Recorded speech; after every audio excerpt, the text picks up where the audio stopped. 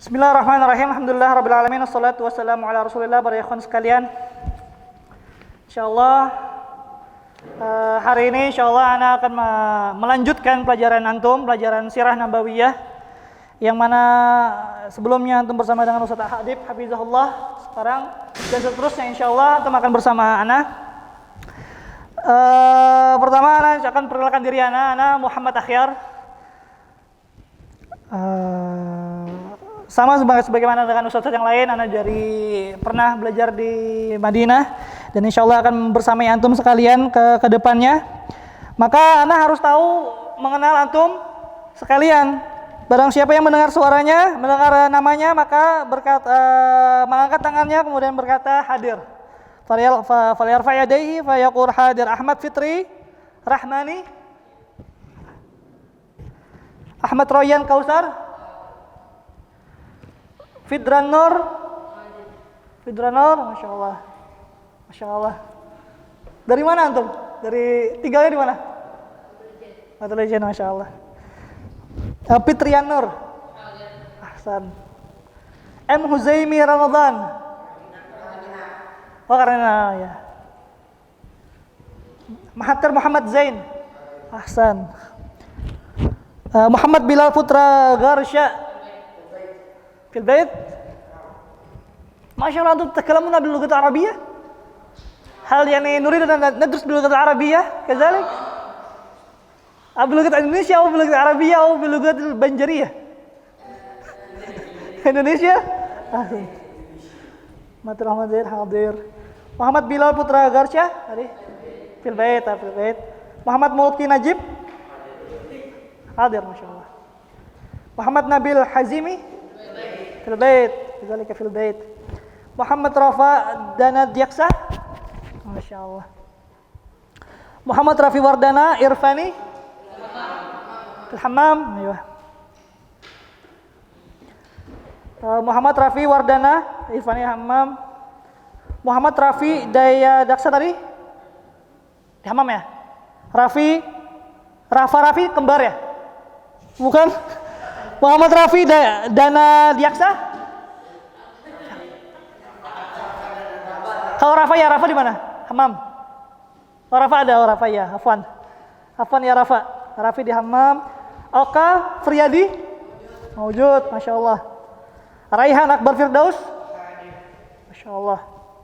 Sastra Hidayatul fil bait. Sayyid Hasan Al-Fatih, Masya Allah. Fikri Ramadhani fil bait, insyaallah. Baik ikhwan sekalian, azani Allah wa iyyakum. Insyaallah hari ini kita akan belajar tentang Sirah Nabawiyah, insyaallah. Sebelumnya ikhwan sekalian, ada yang tahu hari ini tanggal berapa? Ada yang tahu hari ini tanggal berapa? 29 Oktober. Hijriahnya ada yang tahu tanggal berapa sekarang? 11 apa 12? 11 apa 12? Sekarang 12 Rabiul Awal. Rabiul Awal. Hari apa 12 Rabiul Awal? Ada yang tahu hari apa 12 Rabiul Awal? Hari kelahiran Nabi Muhammad SAW yang masyhur di kalangan kaum muslimin. Jadi para ikhwan sekalian, tersebar di kaum muslimin, di kalangan kaum muslimin, 12 Rabiul Awal adalah hari kelahiran Nabi. Yang dikatakan hari ini adalah hari kelahiran Nabi SAW. Maka ini masih diperdebatkan oleh sebagian ulama.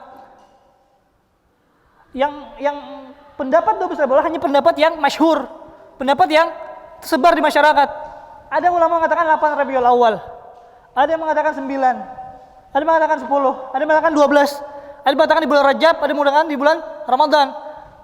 Berbeda pendapat ahli ulama tentang kapan Rasulullah SAW dilahirkan. Adapun tanggal harinya, hari Senin, para ulama bersepakat hari Senin.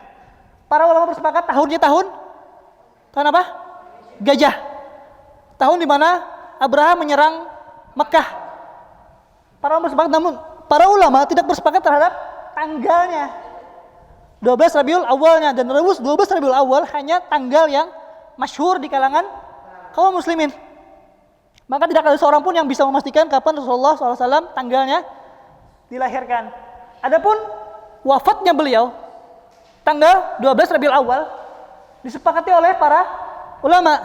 Kenapa ya kawan? Karena di tanggal 12 Rabiul Awal itu di saat beliau wafat itu ada kebutuhan syar'i di sana.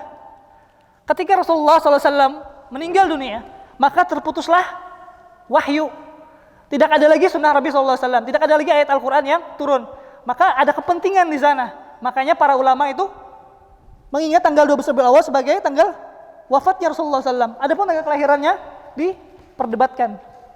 Maka bagi kita, fadal, Mas Mukal Kirim, Mas Mukal, namanya siapa? Muhammad. Fadal.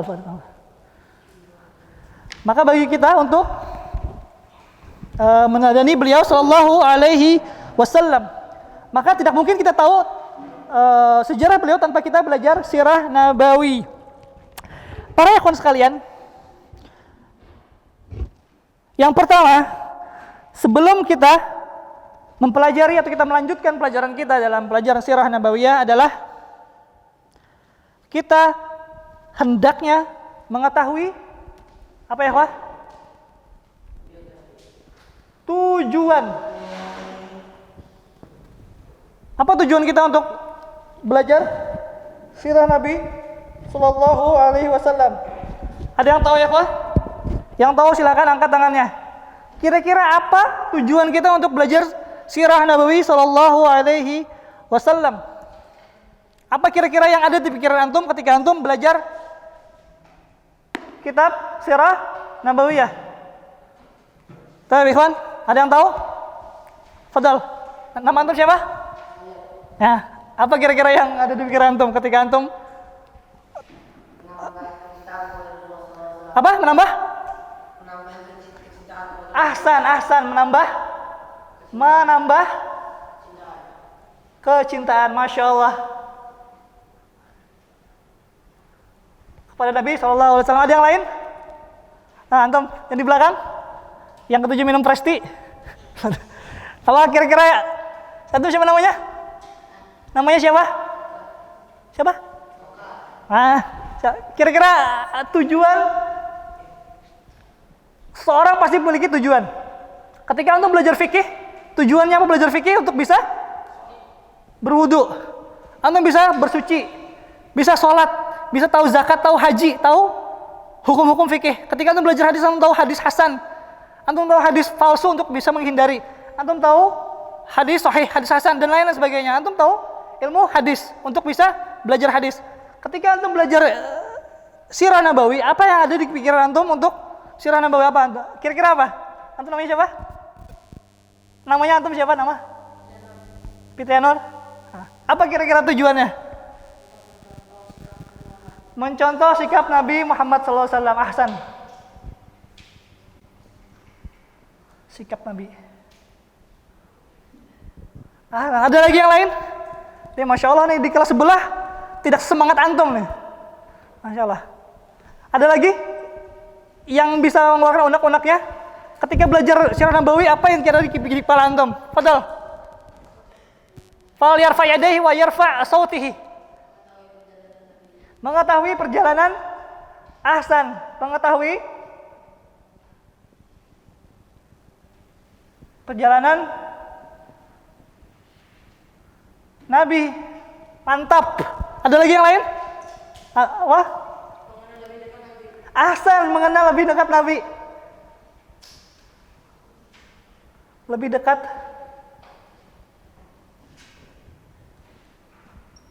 Ada lagi yang lain? Masya Allah. Yang ada di pikiran antum ketika belajar sirah nabawi ini, apa kira-kira yang jadi tujuan kita? Dan ini adalah sepenting-pentingnya tujuan. Yang lain? Fadal. Masya Allah. Masya Allah, betapa besar kesabaran. Mengetahui kesabaran Nabi. Ada yang lain? Ayo, apalagi kira-kira yang ada di pikiran antum ketika belajar sirah Nabawi?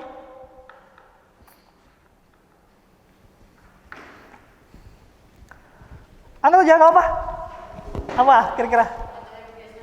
Mengetahui kebiasaan, mengetahui perjalanan Nabi, sikap Nabi sama. Tapi insya Allah Hasan, sikapnya kebiasaan Nabi. Ada lagi?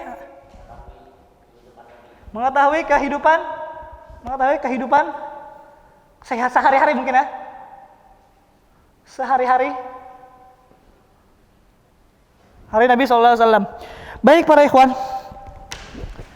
Termasuk hal penting dalam kita belajar sirah Nabawi adalah kita yang pertama adalah mengenal Nabi SAW. Sebagaimana tadi yang kawan kita nulis, mengenal lebih dekat Nabi SAW. Bagaimana mungkin kita mengikuti sunnahnya? Bagaimana mungkin seorang mengerjakan kebaikan tanpa seorang itu mengenal Nabi SAW? Maka dikatakan tak kenal maka ta'aruf. Tak kenal maka ta'aruf dia saling mengetahui. Ta'aruf kan artinya kan mengetahui. Jadi tak kenal maka ta'aruf, dia udah lebih dekat mengetahui Nabi SAW. Jadi dikatakan para ikhwah, banyak sekali orang-orang yang mengatakan bahwa orang itu mencintai Nabi SAW, tapi orang tidak mengenal Nabi. Maka tujuan kita untuk belajar sirah Nabawiyah adalah untuk lebih mengenal Nabi SAW. Yang kedua adalah, yang selanjutnya adalah mungkin menambah apa yang antum tulis. Belajar sirah Nabawiyah adalah untuk menambah belajar sirah Nabawiyah untuk menjadikan timbangan dalam kehidupan sehari-hari. Apa maksudnya? Sebagai timbangan perbuatan sehari-hari. Mungkin sama dengan kehidupan sehari.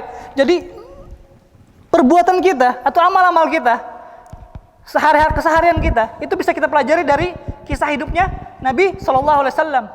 Tegarnya beliau, kuatnya ibadah beliau, kuatnya kesabaran beliau, sama tuh mencontoh sikap Nabi, mencontoh kesabaran Nabi. Maka itu ada menjadi timbangan keseharian kita. Dan insya Allah yang antum tulis di sini, pendapat antum insya Allah akan dipertanyakan di ikhtibar, ada di soal-soal ujian. Insya Allah akan tulis tujuan. Ini sebagai bonus buat antum di ikhtibar nanti insya Allah akan ada pendapat antum ini tujuan dalam mempelajari sirah Nabawi. Jadi karena ini adalah sebesar-besar tujuan kita adalah untuk lebih mengetahui Nabi. Maka ikhwan sekalian, yang selanjutnya tujuan kita untuk mempelajari sirah Nabawi adalah membantu kita memahami Al-Quran, membantu memahami Al-Quran. Apa maksudnya? Dengan kita mempelajari sirah Nabawi SAW akan membuat kita lebih mudah untuk memahami Al-Quran, karena ada beberapa perkara di dalam Al-Quran yang tidak dijelaskan secara detail. Salat misalnya, di Al-Quran diperintahkan untuk salat, dan bagaimana salat tersebut ada di kehidupan Nabi SAW. Kata Rasulullah SAW, "Shollu kama ra'aitumuni usolli." Salatlah kalian sebagaimana melihat aku salat. Di Al-Quran tidak dijelaskan salat subuh 2 rakaat, zuhur 4 rakaat dan seterusnya. Tapi di hadis Nabi SAW, dan kita mengetahuinya dengan kita belajar sirah Nabawiyah. Selanjutnya adalah para ikhwan, dengan kita mengenal Rasulullah SAW, maka kita tahu bahwa akan membuat kita mengetahui bahwa akhlak Nabi adalah akhlaknya Al-Quran. Dikatakan oleh istri beliau bahwa apa akhlak Nabi SAW, dan istri beliau mengatakan akhlak Nabi SAW adalah Al-Quran. Selanjutnya ikhwas sekalian yang dimuliakan oleh Allah Subhanahu wa taala, tujuan kita dalam mempelajari sirah Nabawiyah adalah untuk memperkuat cinta kita pada Allah, sebagai sudah ditulis oleh kawan kita tadi. Untuk mana tadi? Mengetahui mencintai beliau mengetahui hijab, lebih dekat, kesabaran, kebesaran hari, lebih, oh belum ada. Jadi tujuan kita mempelajari adalah untuk kita mencintai beliau sallallahu alaihi wasallam. Betapa banyak orang yang berkata bahwa orang itu mencintai Nabi sallallahu alaihi wasallam. Banyak sekali orang dikatakan kalau antum ketemu orang di luar sana, ketemu orang awam di luar sana, tanya, cinta pada Nabi? Iya, cinta pada Nabi. Tapi tanya, tahu tentang Nabi enggak? Mungkin mereka tidak tahu terhadap kisah Nabi. Mereka tidak tahu perjalanan Nabi seperti apa, mungkin bahkan mereka tidak tahu istri-istri Nabi, mereka tidak tahu peperangannya Nabi, tidak tahu perjalanan hidupnya Nabi. Cuma mereka cinta kepada Nabi, berkata cinta pada Nabi. Tapi mereka tidak mengetahui bagaimana perjuangannya Nabi. Bagaimana mungkin orang yang mengatakan cinta, berkata cinta, tapi tidak tahu terhadap orang dicintainya. Kan sangat aneh sebenarnya. Maka tujuan kita untuk mempelajari sirah Nabawi adalah untuk memupuk rasa cinta kita terhadap Nabi SAW. Karena dengan cintai Nabi, maka itu akan berdampak terhadap amal perbuatan kita. Ketika antum sudah suka mencintai Rasulullah SAW, maka capeknya antum dalam belajar itu akan hilang. Maka capeknya antum membaca Al-Quran akan hilang. Karena apa? Karena antum cinta terhadap Nabi antum. Antum cinta terhadap sunnah antum. Terhadap orang yang mengejek antum misalnya, antum bilang, "Oh, kok santri intan ilmu kok cingkrang kayak orang kebanjiran." Itu tidak akan membuat antum menjadi sedih. Karena antum tahu adalah antum mencontoh sebaik-baik orang. Maka dengan kecintaan itu, dengan kecintaan antum terhadap Nabi SAW, itu akan membuat hati antum menjadi kuat, membuat antum menjadi semangat dalam beribadah kepada Allah Subhanahu wa taala. Selanjutnya, tujuan kita belajar sirah nabawiyah ini adalah untuk ziyadatul iman, menambah iman di hati kita. Bagaimana caranya kita menambah hati kita? Dengan kita mengetahui perjuangan Nabi SAW. Maka itu akan menimbulkan rasa cinta kita beliau, menambah iman kita terhadap agama Islam. Kita mengetahui bagaimana Rasulullah SAW berjuang sekuat tenaga melawan kafir Quraisy, melawan orang yang memusuhi Islam, sampai beliau giginya berdarah, giginya tanggal, sampai beliau dilempari dengan batu. Beliau siang malam berjuang untuk agama Islam. Maka dengan kita mengetahui hal-hal seperti ini akan membuat iman kita menjadi bertambah dengan kita mempelajari sunnah Nabi Shallallahu Alaihi Wasallam. Selanjutnya,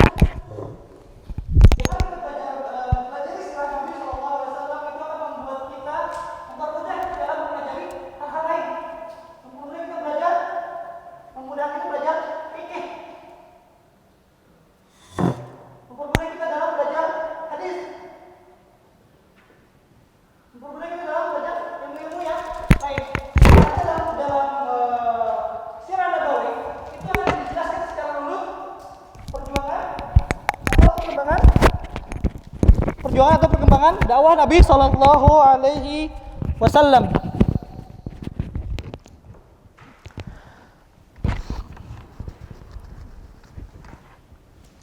Baik para ikhwah sekalian, selanjutnya para ikhwah sekalian, kita akan mempelajari insyaallah, ke depan insyaallah kita akan mempelajari sebaik-baik cerita, mempelajari atau mengenal sebaik-baik manusia dari zaman Nabi Adam sampai hari kiamat. Kita akan mempelajari kisah hidup beliau. Maka para ikhwan sekalian, kita bisa lihat orang di luar sana. Orang-orang di luar sana itu tergila-gila dengan cerita. Antum bisa lihat orang-orang yang senang dengan film. Bisa antum melihat ketika antum terbang. Orang-orang tergila-gila dengan film. Orang tergila-gila dengan lagu. Orang tergila-gila dengan cerita novel segala macam. Orang tergila-gila dengan cerita. Orang tergila-gila dengan idolanya. Ada yang suka dengan pemain bola, suka dengan Ronaldo, suka dengan Messi, suka dengan idola siapa, segala macam. Mereka berusaha payah mengetahui idola mereka. Maka para ikhwan sekalian, hari ini insyaallah kita akan membahas orang yang wajib kita sukai, melebihi orang-orang yang disukai oleh para orang-orang awam di luar sana. Maka mencintai Rasulullah itu lebih wajib daripada kita mengetahui kabar-kabar orang di luar sana. Sebagian orang menghabiskan waktunya untuk mengetahui idolanya, mengetahui kabar ini, kabar si fulan, mengetahui cerita hidup si fulan, baca cerita ini, baca nonton film ini. Maka Bagaimana mungkin orang yang mengatakan bahwa dia mencintai Nabi SAW, tapi dia tidak mengetahui sejarahnya? Maka para penuntut ilmu insya Allah akan wajib bagi kita untuk mempelajari kisah Nabi SAW. Para ikhwan sekalian, dan ana harap kedepannya insya Allah kita akan menikmati pelajaran sirah Nabawi insya Allah. Karena mungkin bisa jadi antum sekalian ada yang tidak menyukai ana tidak bisa memaksa antum untuk menyukai ana. Tapi ana harap pada antum semua, jangan antum tidak menyukai sirah Nabawi. Mungkin antum tidak menyukai terhadap orang yang mengajarkan sirah Nabawi. Tapi jangan sampai antum tidak menyukai tema atau tidak mempelajari pelajaran sirah Nabawi, karena kita akan mengenal orang sebaik-baik orang. Kita akan mengenal perjuangan orang yang telah membuat kita mengetahui apa itu yang hak dan apa itu yang batil.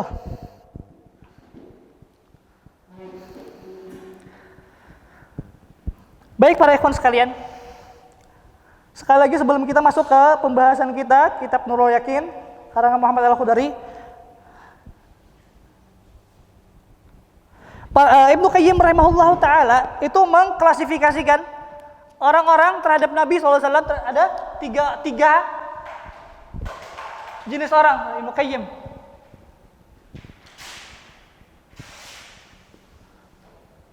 ada 3 jenis orang. Yang pertama adalah orang yang sangat paham. Kalau adalah kurang paham, adalah tidak tahu. Di manakah kita para ikhwah sekalian? Apa kita termasuk orang yang sangat paham terhadap sunnah Nabi?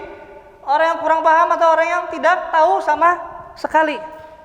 Maka bagi orang-orang yang mengatakan bahwa orang mencintai Nabi SAW, hendaknya dia menjadi orang yang sangat paham terhadap sunnahnya. Bagaimana mungkin orang mencintai Nabi sedangkan dia tidak paham sunnahnya? Dan berikutnya ikhwan sekalian, ketika kita mulai pelajaran ini, ana harap seolah-olah kita tuh kembali ke masa lalu. Karena pelajaran sejarah ini, sirah Nabawi adalah pelajaran yang mungkin membosankan bagi sebagian kita. Buat apa kita, sebagian orang berkata, buat apa belajar sirah Nabawi? Belajar orang-orang yang sudah mati, belajar orang-orang zaman dulu. Maka sudah kita jelaskan tadi, tujuannya adalah untuk hal-hal yang kita tulis di papan tulis. Maka ana harap bagi antum yang punya imajinasi atau antum bisa menggunakan khayalan antum ketika kita mulai belajar, antum seolah-olah berada di masa tersebut. Antum anggap saja hutan di belakang sana antum anggap padang pasir. Jadi seolah-olah kita berada di masa tersebut, seolah-olah kita berada di kejadian tersebut agar antum bisa memahami secara baik. Baik, ikhwan sekalian yang dirahmati oleh Allah Subhanahu wa taala, sebagaimana yang dijelaskan Ustaz Adib, kita akan sedikit murajaah ke Ghazawat dan Saraya. Insyaallah kita akan masuk ke disyariatkannya perang bagi kaum muslimin.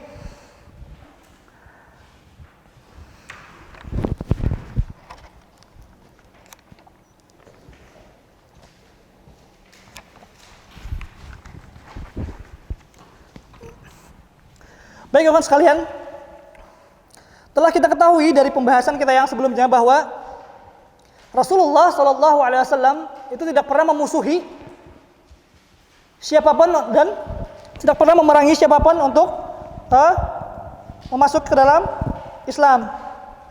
Karena agama Islam adalah di masa sebelumnya Rasulullah hanya disuruh untuk memberi peringatan dan kabar gembira.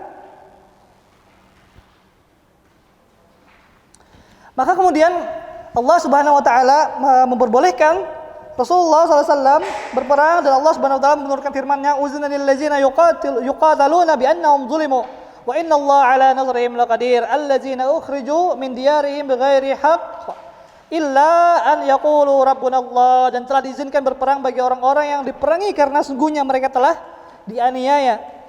Dan sesungguhnya Allah telah benar-benar Maha Kuasa menolong mereka. yaitu orang-orang yang telah diusir dari kampung halaman mereka tanpa alasan yang benar kecuali karena mereka berkata Rabb kami hanyalah Allah. Dan kaum Quraisy itu sangat besar permusuhannya terhadap Nabi sallallahu alaihi wasallam. Mereka diusir, mereka tidak diperbolehkan masuk dalam Masjidil Haram. Bahkan Rasulullah dan para sahabat akhirnya hijrah ke kota Madinah. Dan kemudian Allah Subhanahu wa taala memerintahkan persananya untuk memerangi kaum musyrikin. Wa qatilu fi sabilillahi allazina yuqatilunakum wa la ta'tadu. Innallaha la yuhibbul mu'tadin. Dan perangilah di jalan Allah orang-orang yang memerangi kalian. Tetapi janganlah kalian melampaui batas karena sungguhnya Allah tidak menyukai orang-orang yang melampaui batas. Waqtuluhum haitsu saqibtumuhum wa akhrijuhum min haitsu akhrajukum. Wal fitnatu ashaddu minal qatl. Wa la tuqatiluhum 'indal masjidil haram hatta yuqatilukum fihi. Fa in qataluukum faqtuluhum. Kadzalika jazaa'ul kafirin. Fa in intahu fa innallaha ghafurur rahim. Dan bunuhlah mereka di mana saja kalian jumpai mereka dan usirlah mereka dari tempat mereka mengusir kalian. Dan fitnah itu lebih besar daripada pembunuhan. Maksudnya fitnah adalah permusuhan terhadap kaum muslimin. Fitnah ini bukan dimaksudkan tuduhan palsu sebagaimana yang kita pahami. Yang dimaksudkan fitnah adalah permusuhan orang-orang musyrik terhadap kaum muslimin.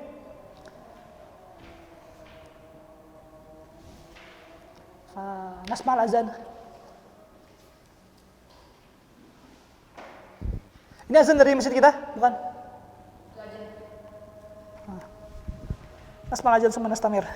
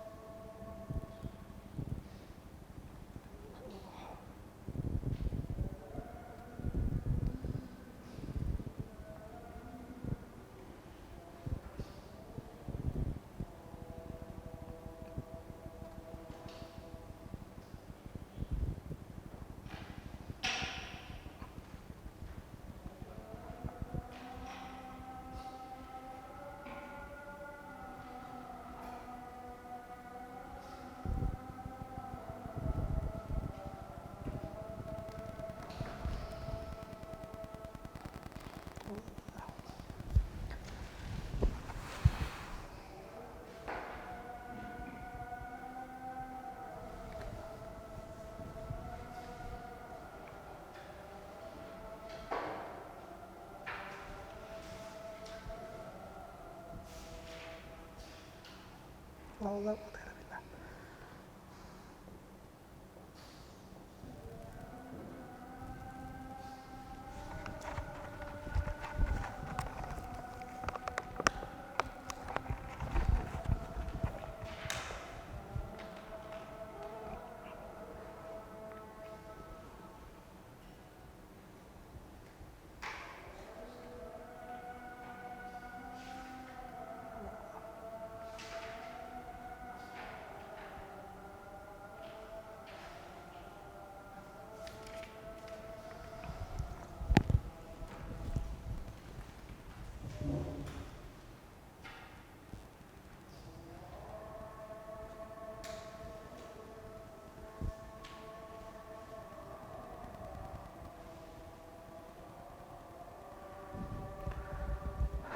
Allahu Akbar.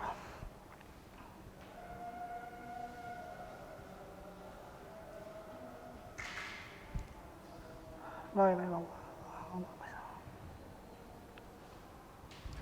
Baik, ikhwah. Pertama, Rasulullah itu sallallahu alaihi wasallam hanya diperintahkan untuk memusuhi ketika diizinkan untuk berperang. Rasulullah SAW hanya diizinkan untuk memerangi kaum Quraisy.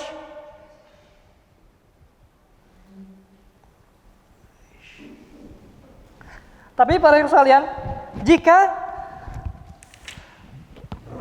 bangsa Arab yang lain, sebagaimana kita ketahui di Jazirah Arabia di zaman dahulu, kok ada pulpennya di kepala antum?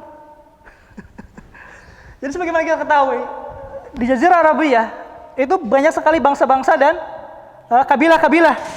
Dan jika kabilah-kabilah tersebut memusuhi Rasulullah, memusuhi kaum muslimin, ikut terhadap Quraisy, maka mereka juga diperangi. Jadi jika kaum Quraisy, ada beberapa prinsip yang diberikan Rasulullah. Jika kaum musyrikin, yang pertama adalah kaum Quraisy dianggap muharibin. Kaum Quraisy itu dianggap muharibin, orang-orang yang lebih dulu memulai perang terhadap Rasulullah SAW. Jadi ketika itu jelas, kaum Quraisy diperangi. Yang kedua poinnya, apabila kaum Yahudi terlihat berkhianat dan berpihak terhadap kaum musyrikin, maka mereka juga harus diperangi agar kaum muslimin aman dari mereka. Sebagaimana yang pernah antum mempelajari sebelumnya, bahwa kaum Yahudi melakukan perjanjian dengan Nabi Shallallahu Alaihi Wasallam untuk tidak memusuhi Nabi Shallallahu Alaihi Wasallam. Dan apabila Yahudi setelah perjanjian tersebut mereka berkhianat kepada kaum muslimin, dan kaum Yahudi misalnya memusuhi bersekongkol dengan Quraisy untuk memusuhi Nabi, maka mereka juga akan diperangi. Selanjutnya, apabila ada kabilah Arab yang memusuhi kaum muslimin dan mereka juga kedapatan membantu orang-orang Quraisy, maka mereka juga akan diperangi. Bangsa-bangsa Arab yang lain.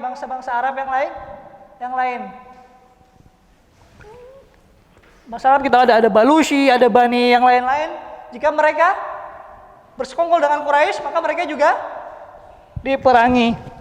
Yang selanjutnya adalah golongan ahli kitab seperti Nasoro atau Nasrani. Orang Nasrani juga kalau seandainya mereka ikut dengan orang Nasrani, orang mana? Orang Kristen. Ketika mereka bersekongkol dengan Quraisy, kedapatan bersekongkol dengan Quraisy untuk memusuhi Nabi SAW, maka mereka juga akan diperangi. Selanjutnya, setiap orang yang telah masuk Islam, darah, hartanya terpelihara kecuali dengan alasan yang hak. Jadi bagi siapapun, baik dari Yahudi, baik dari Quraisy, baik dari bangsa Arab ataupun dari yang lainnya, yang mereka telah memeluk Islam, maka mereka haram darahnya, haram hartanya, dan kehormatannya. Haram darahnya adalah mereka terlarang untuk disakiti, dibunuh, disakiti, dilukai. Harta mereka aman, terlarang oleh diambil. Dan kehormatan mereka juga terlarang untuk dihinakan. Maka Allah Subhanahu wa taala menurunkan dalam Al-Qur'an banyak ayat yang menganjurkan kaum muslimin untuk memerangi kaum musuh-musuhnya. Selanjutnya, Allah Subhanahu wa taala berfirman dengan Ya ayyuhallazina amanu idza laqitumul ladzina kafaru zahfan fala tuwallunal adbar. Hai orang-orang beriman, apabila kalian bertemu dengan orang-orang kafir yang sedang menyerang kalian, janganlah kalian membelakangi mereka, mundur. Wa may yuwallihim yawma idzin duburahu illa mutaharrifan liqital aw mutahayyizan ila fi'atin faqad ba'a bighadabin minallah wa ma'wahu jahannam wa bi'sal masir. Barang siapa yang membelakangi mereka atau mundur dari peperangan pada waktu itu kecuali berbelok untuk siasat perang atau hendak menggabungkan diri dengan pasukan yang lain, maka sungguhnya orang itu kembali dengan membawa kemurkaan dari Allah dan tempatnya adalah neraka Jahannam. Ini ancaman dari Allah bagi orang-orang yang lari dari peperangan. Di ayat yang disebutkan adalah lari dari peperangan adalah lari dari peperangan, termasuk dari dosa besar. Ada yang tahu lagi nggak Pak Ikhwan? Dosa-dosa lain besar selain lari peperangan? Pertama adalah syirik. Selanjutnya adalah apa? Dari peperangan. Selanjutnya adalah menuduh wanita baik-baik sebagai pezina dan yang lainnya. Maka lari peperangan itu termasuk dosa besar. Sudah ditekankan di awal bahwa orang-orang yang terlibat di perangan ketika mereka lari dari perangan itu adalah mendapatkan murka dari Allah dan mereka akan mendapatkan tempat di neraka Jahannam. Selanjutnya para ikhwan sekalian, ya, materi bahasan kita adalah permulaan peperangan. Jadi para ikhwan sekalian, termasuk kebiasaan kaum Quraisy di zaman dahulu kala adalah mereka mata pencahariannya adalah berdagang. Ini udah mencatat kan? Jadi kita akan gambar sedikit tentang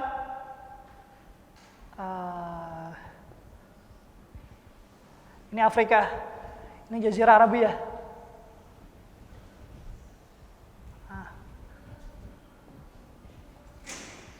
Ini Syam. Sini. Ini apa ikhwan? Ini Syam.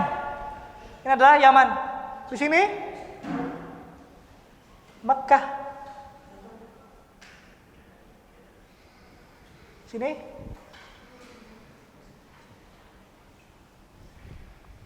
baik para ikhwan sekalian, termasuk dari kebiasaannya orang Quraisy apa dikatakan dalam Al-Qur'an, li'ilafi Quraisy ilafihim rihlatash shita'i was-shaif. Termasuk kebiasaannya orang Quraisy adalah rihlatash shita'i was-shaif, perjalanan musim panas dan musim dingin. Jadi ketika para Quraisy itu di musim, karena mereka memang kekuatan ekonominya orang Quraisy itu adalah berdagang. Mata pencahariannya orang Quraisy adalah berdagang. Jadi mereka rihlat syita, perjalanan bulan syita itu adalah musim dingin. Ketika musim dingin mereka pergi ke Yaman. Musim dingin yang lebih hangat. Ketika musim panas, ada yang pernah ke Fadal, silakan. Ada yang pernah ke Arab? Ada pernah ke Arab? Mungkin tahu bisa bagaimana panasnya di Arab.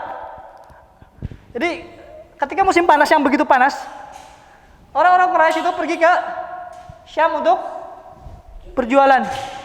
Dan di zaman dahulu musim panas di Arab Saudi, Jazirah di Arabia itu, musim dingin itu nggak terlalu lama, cuma beberapa bulan. Musim panas yang agak panjang. Jadi mereka lebih banyak berjualan ke Syam. Jadi termasuk dikatakan dalam Al-Quran kebiasaan orang Quraisy adalah berjualan di musim dingin ke Yaman. Kalau musim panas mereka berjualan ke Syam.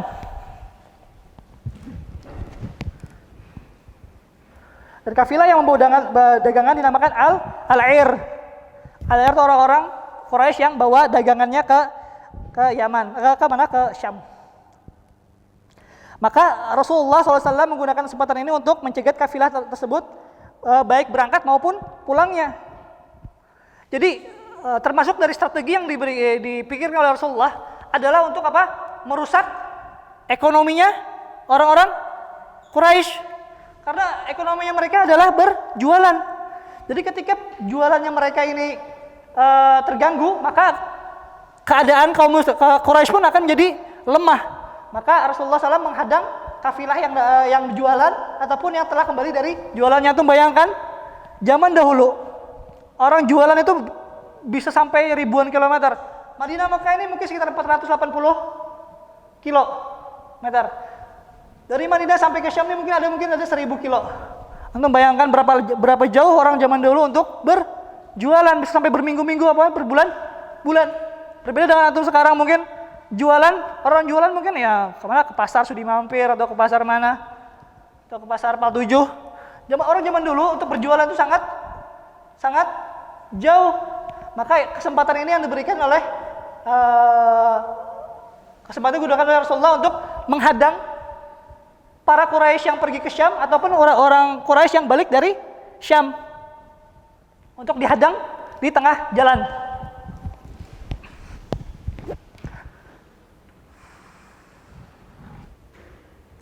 Yang pertama adalah Sariyah atau ekspedisi Hamzah bin Abdul Muthalib. Jadi Hamzah bin Abdul Muthalib adalah, sebagaimana kita tahu, adalah pamannya Nabi. Hamzah memimpin 30 pasukan terdiri dari kaum Muhajirin. Dan Rasulullah memberikan liwanya atau panjinya atau benderanya berwarna putih dibawa oleh Abu Marsad, temannya Hamzah. Kemudian pasukan ini dimaksudkan untuk menghadang kafilah dagang Quraisy yang kembali dari Syam. Jadi ditugaskan oleh Rasulullah 30 pasukan untuk menghadang yang kembali dari sini. Orang Quraisy kan biasanya kan mereka memang sering mondar-mandir aja mereka nih. Jadi Rasulullah menugaskan untuk menghadang pasukan Quraisy itu diri. Cuman di saat itu ketika orang Quraisy sudah datang, ternyata orang Quraisy itu banyak dan kaum muslimin cuma ada berapa orang tadi? 30 orang. Maka di sana itu terdapat Majdi bin Amr al-Juhani yang membubarkan pasukan tersebut. Dan Rasulullah SAW berterima kasih kepada Majdi ini karena tidak terjadinya peperangan. Karena saat itu orang-orang Quraisy yang bawa dagangannya itu sangat banyak dan pasukan yang dibawa oleh Hamzah hanya sekitar 30 orang. Maka jikalau bertempur, niscaya kaum muslimin akan terkalahkan. Selanjutnya pada bulan Syawal tahun itu juga nih, kita masih dalam bulan tahun pertama Hijriyah. Pada bulan Syawal tahun itu Rasulullah mengirim Ubaidah bin Al-Harits sepupu Hamzah untuk memimpin 80 pasukan berkuda dari kalangan kaum Muhajirin. Dan Rasulullah SAW memberikan panji atau benderanya yang dibawa oleh Mistah bin Usasa. Mistah bin Usasa ini adalah saudara karibnya Abu Bakar As-Siddiq. Tujuannya adalah untuk menghadang kafilah dagang Quraisy yang melewati kawasan tersebut. Kafilah tersebut dikawal oleh 200 pasukan. Jadi di Sariyah Ubaidah bin Haris, Rasulullah mengirim Ubaidah ini untuk menghalangi kembali setelah tadi nggak jadi. Tadi kan nggak jadi karena kaum muslimin sedikit, hanya 30 orang. Kemudian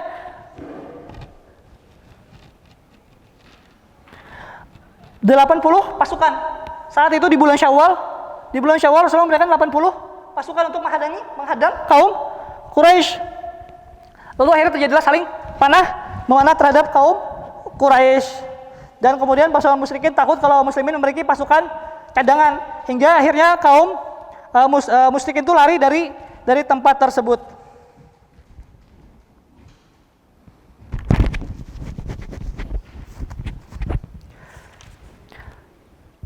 Akhirnya ada beberapa orang-orang yang meninggal dunia pada tahun tersebut. Pada tahun tersebut Muhajirin meninggal dunia seperti Utsman bin Maz'un, seperti di kaum Ansar juga ada beberapa yang meninggal dunia, yaitu Abu Sa'ad bin Zurarah. Dan ada beberapa kaum muslimin yang meninggal dunia di tahun tersebut. Para ikhwan sekalian, kita langsung masuk ke tahun kedua Hijriyah. Tahun kedua Hijriyah setelah tadi Sariyahnya atau ekspedisinya Ubaidah bin Haris, tahun kedua adalah kita masuk ke perang Waddan. Nah, Waddan ini adalah dikatakan dalam kitab adalah sebuah desa di antara Mekah dan Madinah, dekat dengan Abwa. Ada yang tahu ikhwan sekalian apa itu Abwa? Atau pernah mendengar apa itu Abwa? Abwa adalah, masa nggak ada yang tahu Abwa? Jadi Abwa adalah sebuah tempat di mana ibunya Rasulullah SAW meninggal dunia ketika menuju kota Mekah. Jadi ketika Rasulullah SAW ketika itu masih kecil, ibunya beliau itu dalam perjalanan dari Mekah menuju ke Madinah menuju Mekah, beliau sakit di Abwa. Sebelum sampai kota Mekah, ibunya beliau sakit di kota Abwa, kemudian meninggal di sana. Itu bayangkan Rasulullah SAW di umurnya yang begitu muda kehilangan ibu beliau. Dan Abwa ini kebetulan ada pernah ke sana ke Abwa ini. Jadi Anda pernah punya cerita di Abwa ini. Di Abwa itu ada sebuah tempat itu diyakini orang-orang sebagai kuburannya siapa? Kuburannya Siti Aminah, ibunya Nabi SAW. Dan banyak orang bertabaruk di sana. Banyak orang yang minta berkah di sana. Dan kebetulan Anda pernah pergi bersama seorang syekh. Kita pernah jalan-jalan ke sana, menemui temannya syekh. Kita ke daerah kampungnya, ke Baduy. Jadi kita sampai ke sana. Saat itu musim panas. Dan kita bisa melihat ketika Anda sampai ke rumah orang Baduy tersebut, anak-anaknya itu lari-lari di lari-lari di depan rumahnya tanpa menggunakan sendal. Padahal saat itu adalah musim panas. Dan itu sangat panas sekali. Jadi orang-orang Baduy itu memang orang-orang yang terkenal kuat dengan suhu-suhu ekstrim. Dan mereka orang-orang yang ada di kampung-kampung. Maka ana masuk ke rumah orang Baduy tersebut. Orang Baduy tersebut bernama Salahuddin. Ana kebetulan lupa nama lengkapnya beliau. Nama beliau adalah, yang saya ingat namanya Salahuddin. Beliau orang yang sudah sangat tua. Orang yang sangat tua. Kakek Salahuddin ini menceritakan kepada ana, karena beliau adalah sejak muda beliau adalah orang yang getol, orang yang sangat semangat untuk menghilangkan kesyirikan-kesyirikan yang ada di abad tersebut. Jadi banyak sekali orang-orang dari negara-negara lain, dari Pakistan, dari Indonesia, dari mana? Dari India, dari Turki yang tabaruk di makamnya Ibu Nabi. Bahkan padahal di situ tuh bukan tidak ada keterangan yang jelas bahwa di sana adalah makamnya Ibu Nabi. Tapi orang-orang tersebut datang untuk meminta berkah di sana. Dan si Salahuddin ini dari zaman dulu punya keinginan untuk menjauhkan orang-orang dari kesyirikan. Jadi setiap ada orang yang ke sana langsung disuruh pergi. Ada orang yang tabaruk di sana langsung disuruh bubar. Sampai-sampai beliau ini dipanggil sebagai orang gila. Saking beliau menjaga akidah kaum muslimin. Dan beliau pernah menulis surat ke Pangeran Naif. Dan ditunjukkan kepada anak suratnya. Bahwa lihat, saya dulu pernah mengirim surat kepada Pangeran Naif bahwa di sini terjadi kesyirikan, dan Pangeran Naif mengapresiasi saya bahwa saya boleh mengusir orang-orang dari kuburan tersebut gitu. Maka kata beliau, sepanjang hidup saya itu saya banyak saya habiskan untuk mengusir atau menjauhkan orang-orang dari hal-hal seperti itu, dari kesyirikan. Jadi kita balik ke Abwa tadi, tempat di mana Rasulullah dan para sahabatnya di tahun kedua Hijrah, awal tahun kedua Hijrah, Rasulullah berangkat sampai di Wadan. Pada saat itu Rasulullah membawa panji perang, panji perang adalah paman beliau Hamzah bin Abdul Muthalib. Namun ternyata Rasulullah tidak menjumpai khalifah karena mereka sudah mendahuluinya. Di Wadan ternyata mungkin kaum Quraisy sudah bisa menebak, ini kayaknya kaum muslimin ini mau menghadang kita.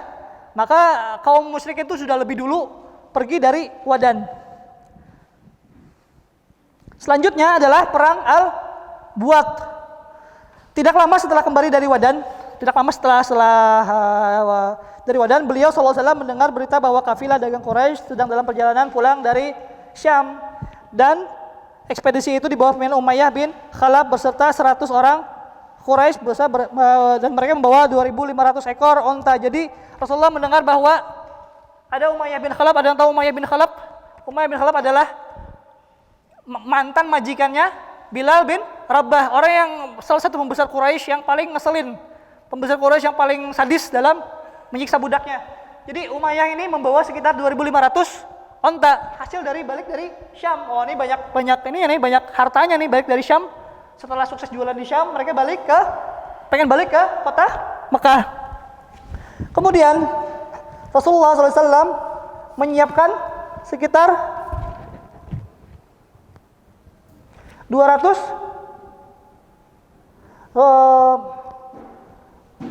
ada sekitar 100 orang yang dibawa oleh Umayyah bin Khalaf. 100 orang yang dibawa oleh Umayyah bin Khalaf.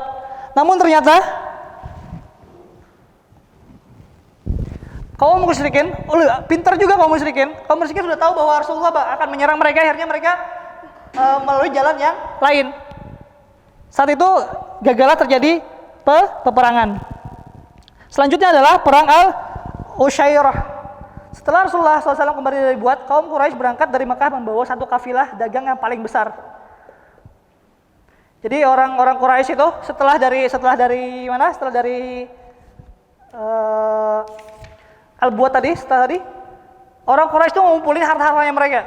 Jadi mereka yang punya emas, mereka yang punya bahan-bahan baju, atau yang punya baju perang atau besi atau pedang atau segala yang mereka produksi itu mereka kumpulkan semuanya.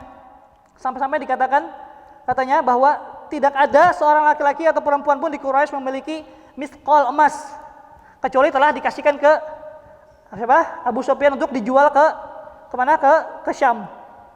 Setelah mendengar berita tersebut, di bulan Jumadil Awal Rasulullah SAW pergi bersama 150 pasukan untuk mencegat kaum Quraisy. Jadi pas Rasulullah SAW mendengar kabar bahwa kaum Quraisy itu pengen menjual semua hartanya, pengen jualannya ini kayak pengen jual habis-habisan ke Syam. Nah Rasulullah mengerahkan 150 orang untuk pergi ke mana? Untuk menghadang kaum Quraisy yang akan pergi ke Syam. Tapi ternyata saat ini juga lolos juga. Tadi di pertama Al-Buat gagal, di Wadan gagal, di Usyairah juga gagal. Orang Quraisy memilih jalan yang lain. Ketika mereka tahu bahwa Rasulullah pengen menghadang mereka lewat jalan dekat pantai. Jadi mereka bisa lolos ke Syam. Padahal. Selanjutnya adalah Perang Badar pertama. Oh ini kayaknya belajar sejarah nih bikin kita ngantuk nih. Jadi yang pertama adalah Perang Badar awal. Jadi tidak lama setelah Rasulullah SAW sampai di Madinah, datanglah Kurzu bin Jabir al-Fihri menyerang dan merampok hewan ternak milik penduduk Madinah. Jadi setelah Rasulullah balik dari Usyairah tadi, jadi ada Kurzu ini masuk merampok hewan-hewan yang ada di Madinah. Kemudian dia lari, Rasulullah baru balik dari Usyairah. Jadi ada Kurzu, orang-orang Quraisy datang ke Mekah ngerampok hewan-hewan ternak, habis itu kabur gitu. Akhirnya kabur, Rasulullah menyuruh Zaid bin Harithah untuk mengejar sama Ali bin Abi Thalib untuk mengejar si Kurzu tadi. Orang udah kurang ajar ngerampok hewan-hewan ternak orang Madinah, akhirnya dikejar. Namun si Kurzu ini udah larinya udah terlalu jauh dan tidak bisa dikejar. Kemudian setelahnya beberapa bulan setelahnya, tepatnya pada bulan Rajab tahun kedua ini, Rasulullah SAW mengirim sariyahnya atau mengirim ekspedisi yang personalnya terdiri 8 orang di bawah pimpinan Abdullah bin Jahsh.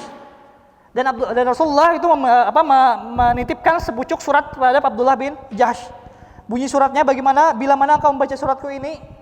Jadi Rasulullah memesankan, jangan kau baca surat ini kecuali setelah kau berjalan 2 hari. Setelah kau baca 2 hari, maka Abdullah bin Jahsh membaca suratnya. Di suratnya dikatakan di sana, bila mana engkau membaca suratku ini, berangkatlah terus sampai engkau mencapai Nakhlah. Nakhlah ini ada sebuah lembah, maka engkau berkemah di situ, kemudian intailah dari tempat itu gerak-gerik orang Quraisy. Setelah itu engkau beritahukan kepada kami mengenai keadaan mereka. Jadi setelah Rasulullah SAW di Wadan gagal menghadang kaum Quraisy, dibuat juga gagal, di Usyairah kembali gagal menghadang kaum Quraisy yang berjualan. Setelah itu Rasulullah SAW malah kecolongan, malah hewan ternaknya malah diambil oleh orang-orang Quraisy. Maka Rasulullah punya taktik baru. Rasulullah mengirim 8 orang di bawah pimpinan Abdullah bin Jahsh untuk memata-matai dulu orang Quraisy. Jadi kita nggak nyerang dulu nih, pasukan kita nggak berangkat dulu. Jadi 8 orang dulu dikirim, terus sampai ke Nakhlah, didirikan kemah, terus dipantau di sana. Jadi kalau sedikit kan orang Quraisy kan nggak curiga. Kalau seandainya banyak orang kaum Quraisy bakal tahu dan bakal banyak mata-mata di sana.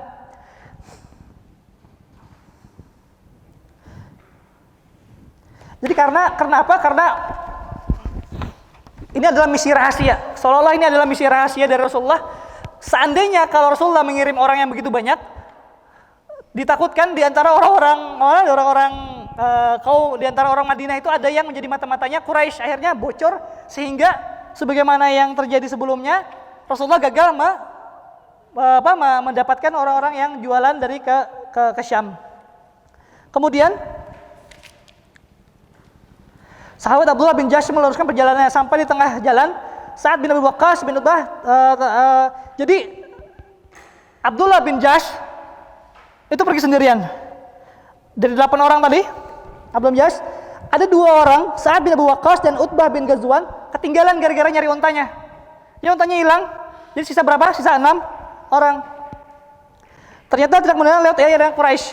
Ada lewatlah iring-iringan kayak orang Quraisy untuk balik dari Syam. Ini orang-orang sudah habis jualan nih, udah bawa harta nih, pengen balik ke Mekah. Nah, kaum muslimin di saat itu yang 6 orang tadi sepakat untuk nyerang orang Quraisy tadi yang balik dari Syam tadi. Karena mereka melihat bahwa orang Quraisy ini bisa diserang, akhirnya di sana di bulan Rajab, terjadi di bulan Rajab, kaum muslimin membunuh Amr bin Al-Hazrami dan bisa menawan Utsman dan Al-Hakam. Sementara Naufal melarikan diri. Akhirnya kaum muslimin yang 6 orang tadi itu bisa mengalahkan, itu bisa bukan membegal ya. Kalau membegal itu kesannya terlalu buruk, cuman ini begal yang diperbolehkan. Berarti menghadang orang-orang Quraisy yang balik dari sini. Akhirnya setelah sebelumnya cuma dikirim 150 orang, gagal. Akhirnya Nabi mengirim cuman 8 orang untuk mengintai orang Quraisy. Tapi ternyata orang Quraisy ini bisa diserang, hartanya bisa diambil. Karena zaman dulu kalau menyerang musuh itu hartanya boleh kita diambil, bisa diambil, dan orang Quraisy takut, mengiranya kaum muslimin itu banyak. Padahal kaum muslimin cuma beberapa orang. Akhirnya kaum muslimin sebagiannya ada yang kabur pergi ke Mekah meninggalkan barang bawaannya. Akhirnya di antara kaum musyrikin yang ditahan ada beberapa orang, termasuk dalamnya adalah Al-Hakam bin Kaisan.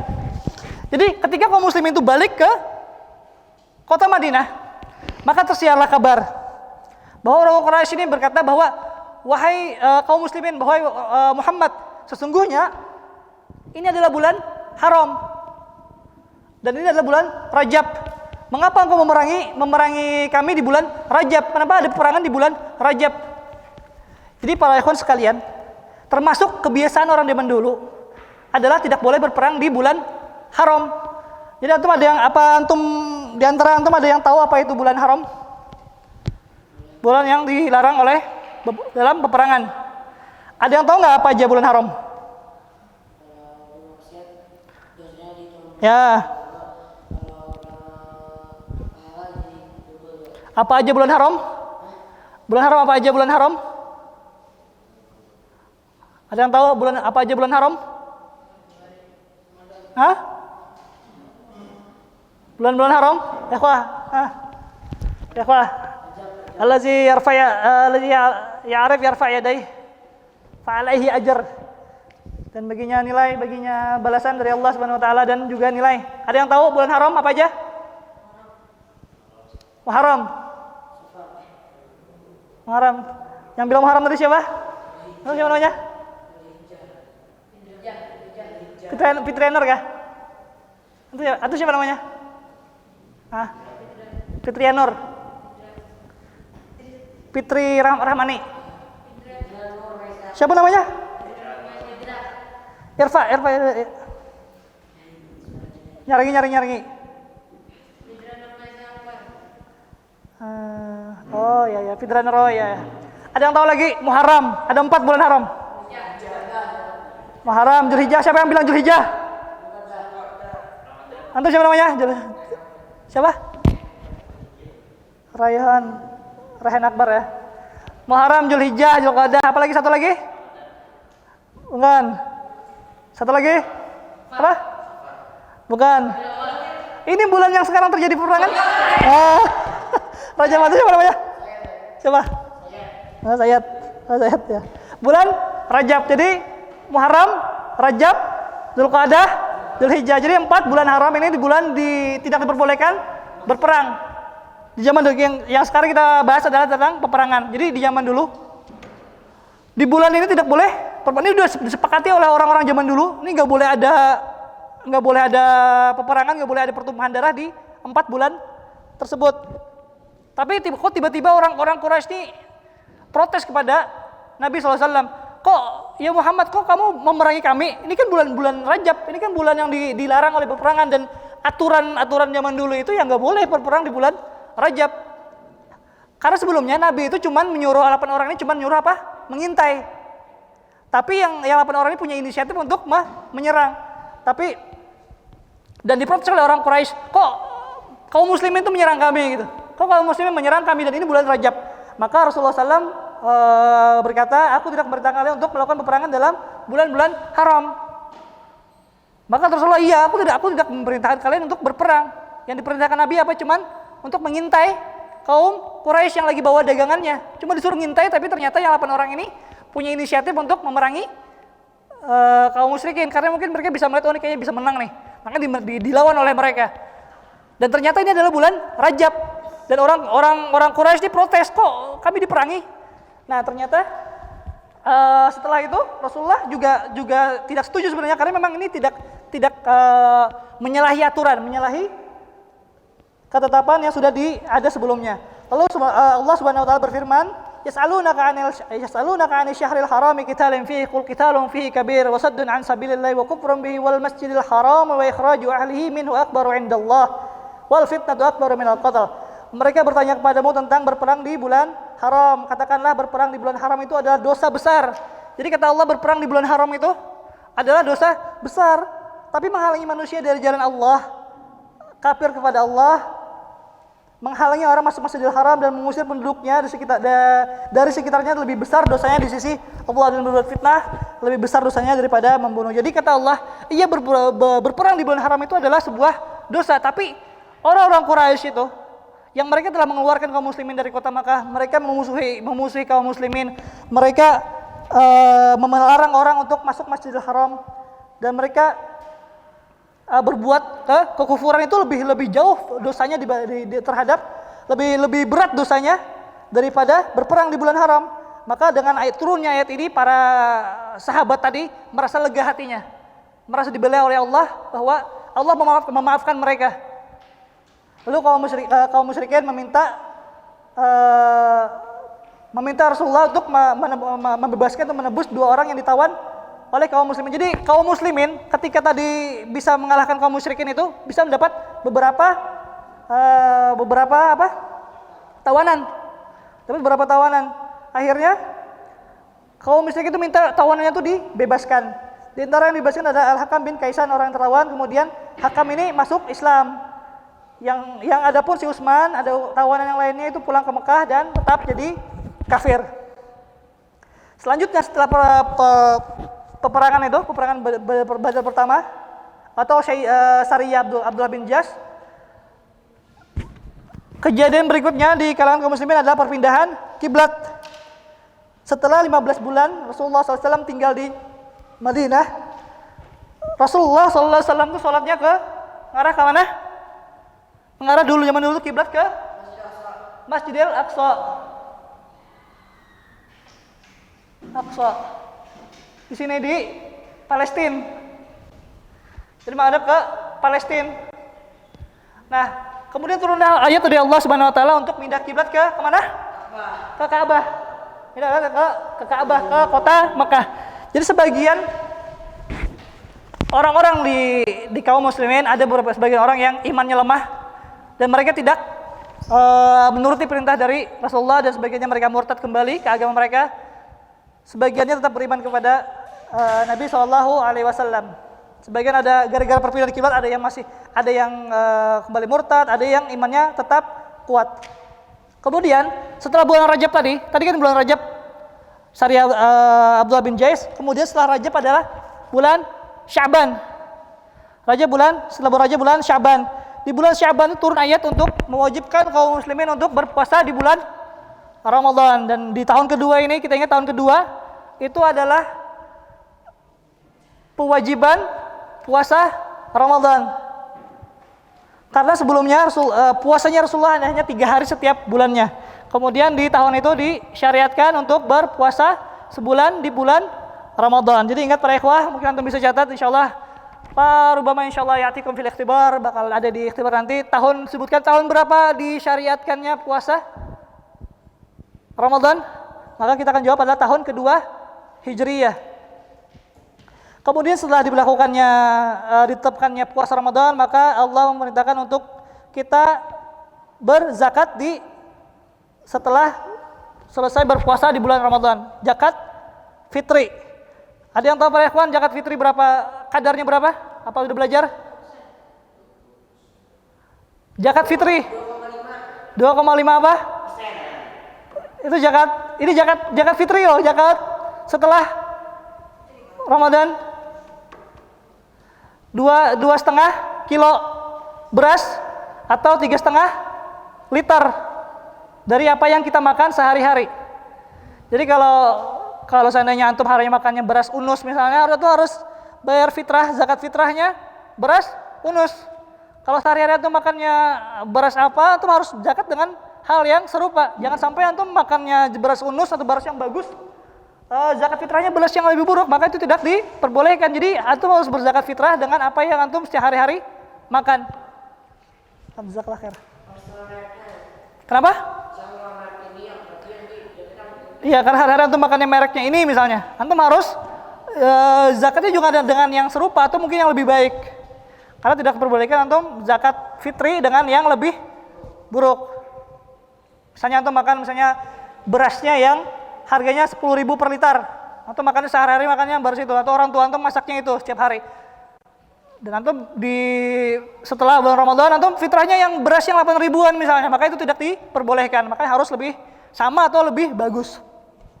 Kemudian para ikhwah sekalian, setelah diwajibkannya zakat fitrah atau zakat fitri, maka Allah Subhanahu wa taala itu mewajibkan juga mengeluarkan zakat mal. Apa itu zakat mal? Itu zakat mal yang zakat harta yang dimiliki oleh seorang muslim ketika sampai haulnya, sampai setahun. Maka jika seorang muslim setahun punya harta, maka itu wajib dikeluarkan zakatnya berapa tadi? 2,5 kilo. Masa 2,5 kilo, 2,5%. Jangan sampai kebalik antara zakat fitri dengan zakat mal. Jadi zakat malnya adalah zakat harta. Kalau zakat fitri itu zakat setelah bulan Ramadan. Kalau zakat mal itu adalah zakat harta yang dikeluarkan setahun sekali. Misalnya punya harta misalnya berapa 10 juta dan hartanya sudah sampai haulnya sampai setahun, itu wajib dikeluarkan 2,5%. Dan itu insya Allah bakal dipelajari nanti dengan Ustadz yang ngajari antum fikih insya Allah. Maka zakat harta itu dikumpulkan oleh imam dan dibagi-bagikan oleh orang yang berhak menerimanya. Jadi ada beberapa orang yang wajib menerima zakat. Nah, ini yang termasuk yang kita obrolkan tadi, belajar sirah ini membantu kita untuk mengetahui hukum-hukum yang lain. Mengetahui hukum kita bayar zakat. Jadi ada beberapa orang yang berhak menerima zakat. Menerima zakat. Apa aja orangnya? Dikatakan oleh Allah, innamas shadaqatu lil fuqara'i wal masakin wal 'amilina 'alayha wal mu'allafati qulubuhum wa fir riqabi wal gharimin wa fi sabilillah wa ibnis sabil faridatan minallah wallahu alimun hakim. Sungguhnya zakat-zakat itu hanyalah untuk orang-orang fakir. Orang-orang fakir berhak mendapat zakat, orang-orang yang miskin. Apa bedanya fakir sama miskin?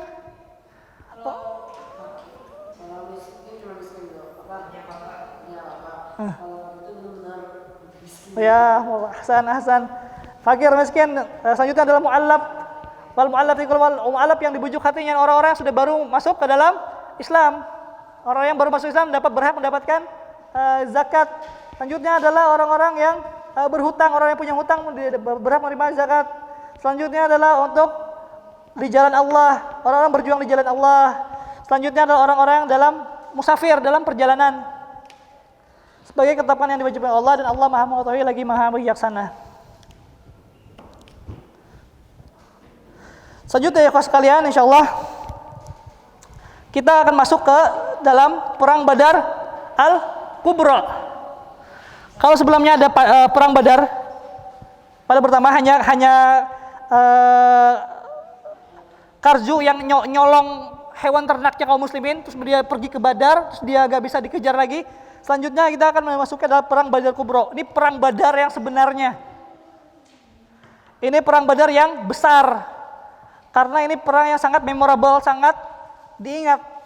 Dan orang-orang yang pergi ke Badar mendapatkan gelar Al-Badri, atau orang-orang yang telah masuk dalam perang Badar, orang-orang yang telah pergi dalam peperangan Badar. Jadi para kawan sekalian, insyaallah kita akan bahas sedikit tentang perang Badar. Jadi tidak lama setelah keberangkatan kafilah dagang besar menuju Syam yang hendak dijegat oleh Rasulullah SAW, beliau selalu mengawasi kepulangannya. Jadi yang sebelumnya tadi ada Abu Sufyan. Abu Sufyan ini dedengkotnya Quraisy. Itu dia telah gagal dicegat. Awalnya Abu Sufyan ini udah pengen ke Syam, tapi ketika dicegat, kaum muslimin ini gagal mencegat, dan Abu Sufyan sudah lewat ke Syam. Gagal kaum muslimin menghadang Abu Syam. Nah, kaum muslimin menunggu Abu Sufyan balik dari Syam. Karena kaum muslimin itu pengen menyerang kaum Quraisy. Salah satunya adalah dengan menyerang mereka, baik mereka pergi ataupun mereka pulang. Karena mereka perginya sudah lolos, kemudian dijaga untuk kembalinya dari Syam. Maka Rasulullah terus mengawasi kafilahnya Abu Sufyan agar ketika mereka kembali ke Mekah, mereka kaum muslimin bisa menyerang kaum Quraisy. Rasulullah SAW menyuruh para sahabat yang ini adalah kafilah dagangan di Quraisy, keluarlah kalian untuk mencegatnya, semoga Allah menghadiahkan kepada kalian sebagai ghanimah.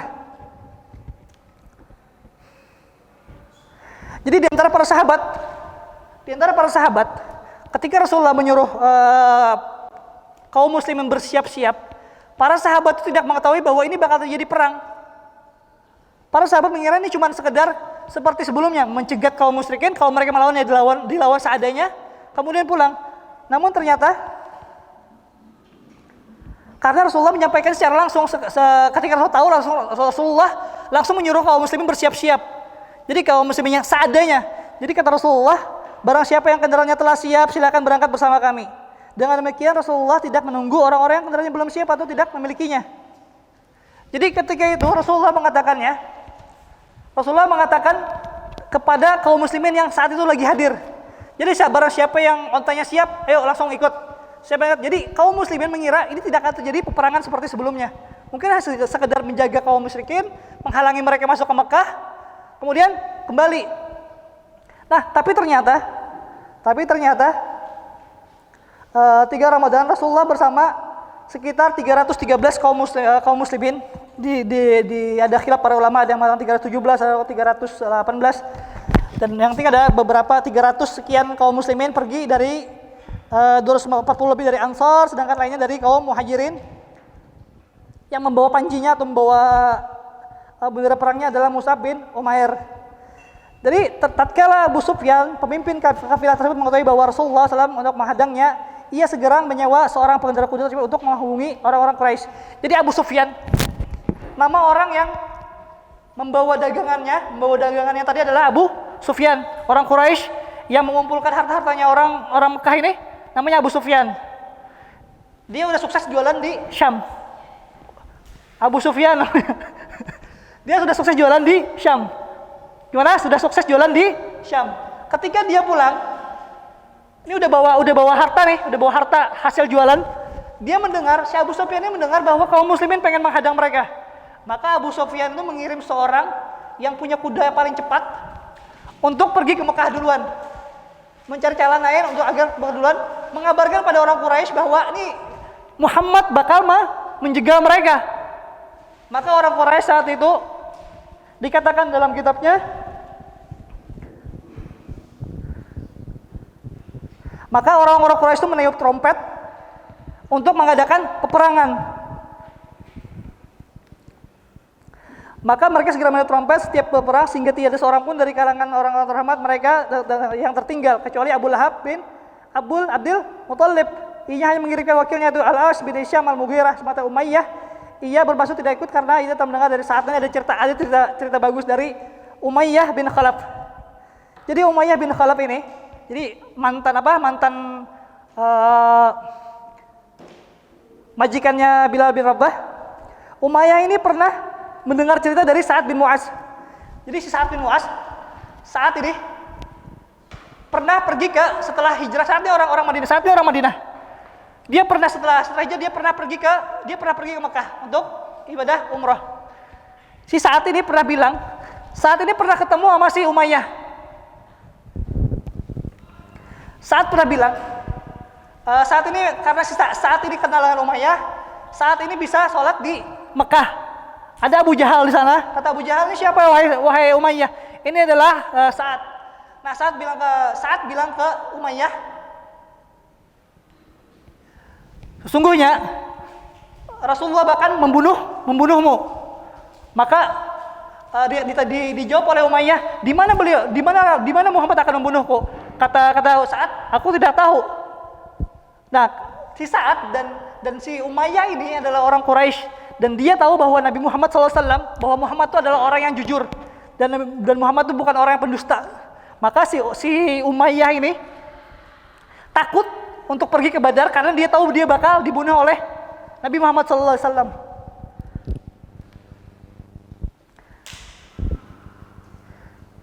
Terus si Umayyah berkata, apakah dia akan membunuhku di Mekah? Kata saat aku tidak tahu. Ternyata cerita ini membuat si Umayyah ini takut. Bahasa Banjarnya itu pancap. Jadi si Umayyah ini pancap, kedua ini nggak berani ke kemana? Nggak berani ke peperangan. Karena dia sudah mendengar si Sa'ad sudah bilang nih bahwa Muhammad akan membunuhnya.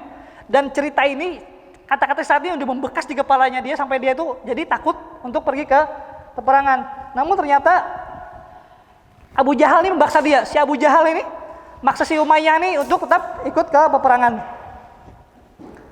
Maka akhirnya si Umayyah bin Khalaf ikut ke peperangan.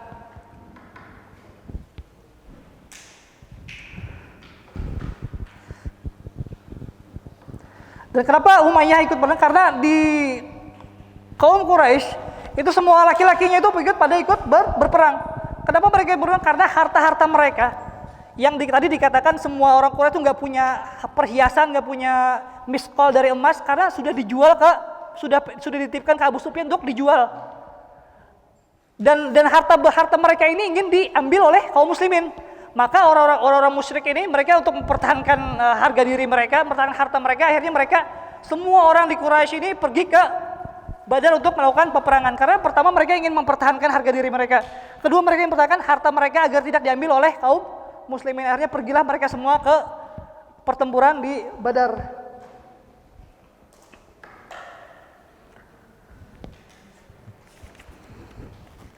Mungkin segitu dulu, kita ada mukadimah sedikit tentang perang Badar. Insyaallah pertemuan berikutnya insyaallah kita akan bahas perang Badar sampai selesai. Dan antum kayaknya udah capek sekali dengan cerita di masa lalu. Insyaallah setelah ini insyaallah kita move on ke masa sekarang. Baik, ada yang ditanyakan? Nah, kalau nggak ada insyaallah kita sambung di pertemuan berikutnya. Subhanakallahumma wa bihamdika asyhadu an la ilaha illa anta astaghfiruka wa atubu ilaik. Wassalamualaikum warahmatullahi wabarakatuh.